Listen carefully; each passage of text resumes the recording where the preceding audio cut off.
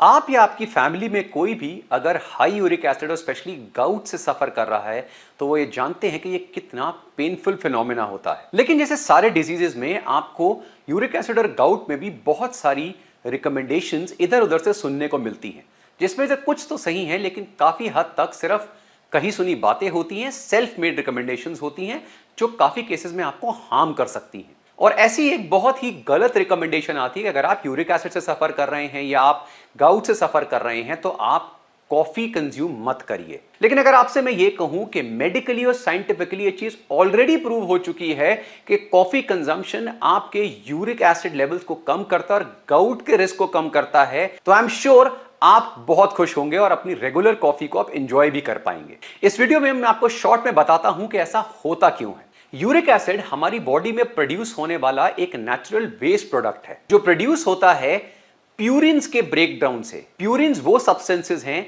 जो हमारी बॉडी में नेचुरली भी प्रोड्यूस होते हैं और कुछ खानों या फूड्स में भी ये पाए जाते हैं। यूरिक एसिड की प्रोडक्शन हमारी बॉडी में नॉर्मली होती है और उसका लेवल बाकी चीजों की तरह हमारी बॉडी में अगर नॉर्मल रहता है, रेगुलेटेड रहता है, इसमें कोई प्रॉब्लम नहीं है। इसका मतलब हमारी बॉडी हेल्दी फंक्शन कर रही है। लेकिन अगर किसी रीजन से यूरिक एसिड का लेवल बढ़ने लगता है, जिसे हम हाइपर यूरिसीमिया कहते हैं, तो इसकी वजह से यूरेट क्रिस्टल्स फॉर्म होते हैं और यही यूरेट क्रिस्टल्स की वजह से गाउट और किडनी स्टोन्स वगैरह की प्रॉब्लम फिर फर्दर इंक्रीज होती है। आज की डेट में जिनको हाई यूरिक एसिड इशू है वो ऑफ कोर्स मेडिसिनली और डाइट के थ्रू उसे कंट्रोल करते हैं। लेकिन डाइट की जब हम बात करते हैं तो कॉफी को लेकर बहुत कंफ्यूजन है। न्यूमरस स्टडीज ये चीज प्रूव कर चुकी है कि कॉफी कंजम्पशन आपके यूरिक एसिड लेवल्स को कम करती है। एक मेटा एनालिसिस स्टडी जहां पर 1,75,000 से ऊपर इंडिविजुअल्स को एनालाइज करा गया, उसमें एक चीज क्लियरली प्रूव हुई कि regular coffee consumption uric acid levels को कम करती है। इसमें थोड़ा सा जेंडर डिफरेंस देखने को मिला है, यानी वुमेन के लिए कॉफी को थोड़ा ज्यादा अमाउंट में एडवाइस करा जाता है यूरिक एसिड को कम करने के लिए, मेन में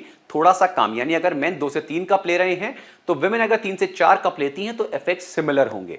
हाउएवर स्टडी में चीज क्लियरली बोली गई है कि इररिस्पेक्टिव ऑफ जेंडर, अगर आप 1 से ज्यादा cup of coffee regularly consume करते हैं तो आपका यूरिक एसिड लेवल्स कंट्रोल होते हैं, कम होते हैं। पहले ऐसा माना जाता था कि इस यूरिक एसिड को कम करने के पीछे कैफीन का मेजर रोल है, लेकिन रीसेंट स्टडीज में चीज प्रूव हुई है कि कैफीन के अलावा भी ऐसे बहुत सारे कंपाउंड्स हैं जो यूरिक एसिड को रेगुलेट करते हैं, कंट्रोल करते हैं। फॉर एग्जांपल कॉफी में पाए जाने वाले क्लोरोजेनिक एसिड, एंटीऑक्सीडेंट्स और मल्टीपल पॉलीफेनोलिक कंपाउंड्स, वो सारे के सारे यूरिक एसिड को लोअर करते हैं। इसलिए लॉन्ग टर्म स्टडीज में चीज प्रूव हुई है कि अगर आप रेगुलर कॉफी लंबे समय तक कंज्यूम कर रहे हैं मॉडरेट अमाउंट में, तो ये आपके गाउट के रिस्क को बहुत कम कर देती है। एक स्टडी जहां पर 1,52,000 से ऊपर जापानीज सब्जेक्ट्स को असेस करा गया, उसमें चीज प्रूव हुई कि जो लोग रेगुलर कॉफी कंज्यूम करते हैं उनका गाउट का रिस्क काफी हद तक कम हो जाता है। एक 12 ईयर लॉन्ग स्टडी में 45,000 यानी 45,000 इंडिविजुअल्स को असेस करा गया और उसमें बताया गया कि जो लोग 4 से 6 कप कॉफी रेगुलरली कंज्यूम कर रहे हैं उनके गाउट का रिस्क 40 to 60% तक कम हो जाता है।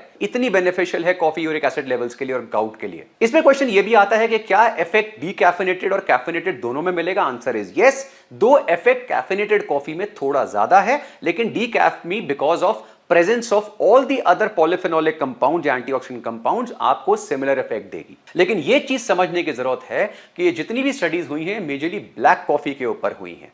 दो minor amount of milk add करने से कॉफी में कोई प्रॉब्लम नहीं होती, उसके बेनिफिट सेम रहते हैं, ये हम प्रीवियस वीडियो में देख चुके हैं।